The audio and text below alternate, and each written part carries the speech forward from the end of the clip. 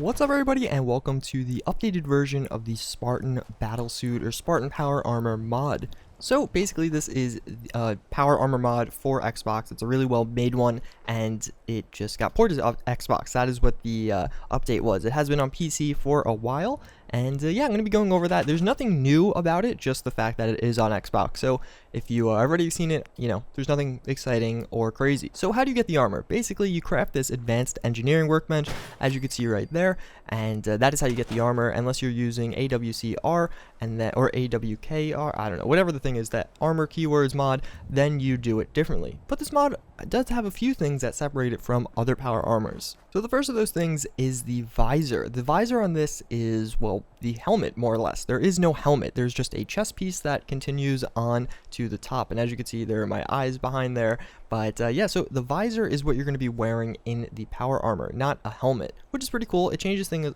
up a little bit. As you can see, the actual stats of the visor are pretty good. It fares pretty well with some higher level armors of the game, and mostly being power armors, obviously. The regular armors don't really have 160 resistance, but nonetheless, what we do have is just some regular combat armor, and I think it kind of flows really well with that. It's not necessarily designed to go with any particular set of armor, but I think it goes best with some combat armor. But now let's just check out the power armor itself. So here we do have the power armor itself. So as you can see, we do have that glass enclosure there where I am like inside of it, or your character's inside of it with the visor on. So that's how they see out, and that's, I guess, supposed to be the heads up display.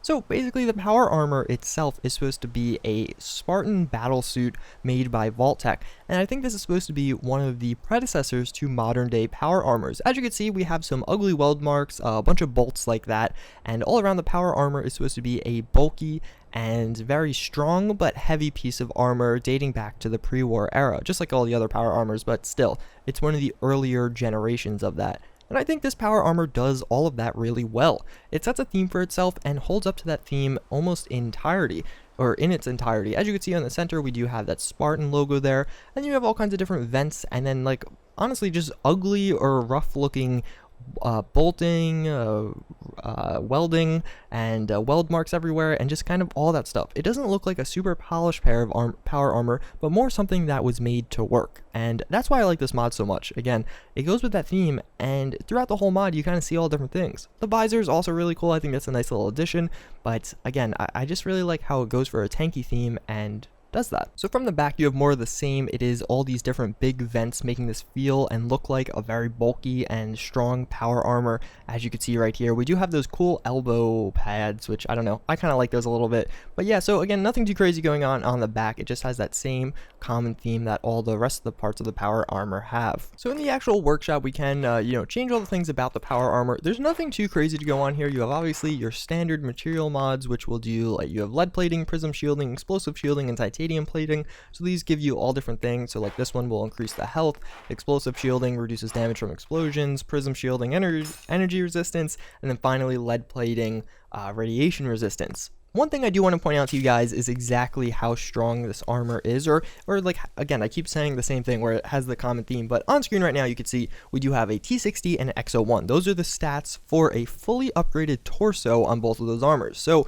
the first is the HP, or the health. So obviously the T60 at 740 and the X01 slightly higher at 860. So now if we look to the side, we could see the Spartan model is 740, and again, this is the F version, so this is the highest upgraded version of the Spartan as well.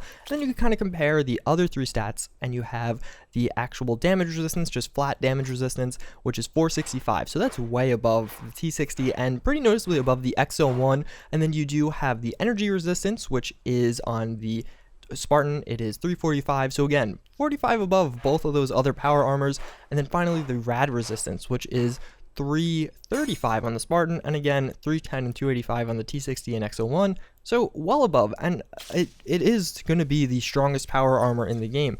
That being said, all these pieces are also really heavy, so even just picking them all up without any ranked in the whatchamacallit, the carry weight perk, I couldn't carry them. And I had no weapons on me. I had no other armors on me other than my combat armor.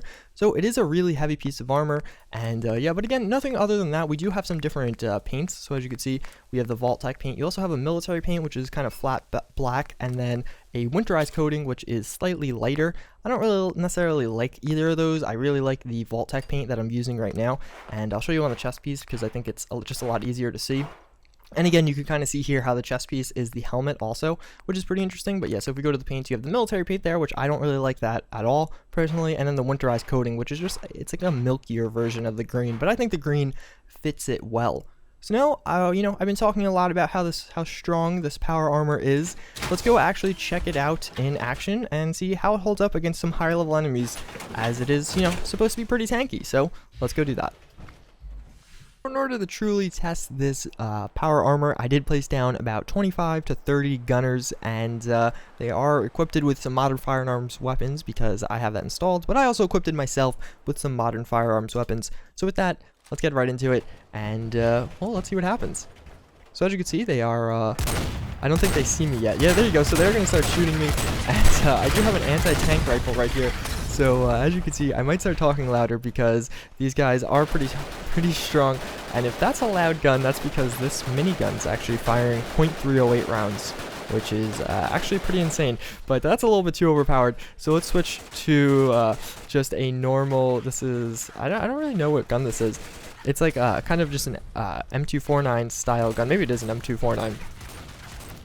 But let's see, did I get that guy? I think he fell off. But yeah, so let's try and take out as many gunners as we can. Hopefully my aim is better than the last time I made this video, because I think I got more comments that my aim was crap than anything else. So I am getting shot from behind. I think we might need more gunners. So let's spawn in a few more, because I think I destroyed those ones a little too fast. So let's do 30.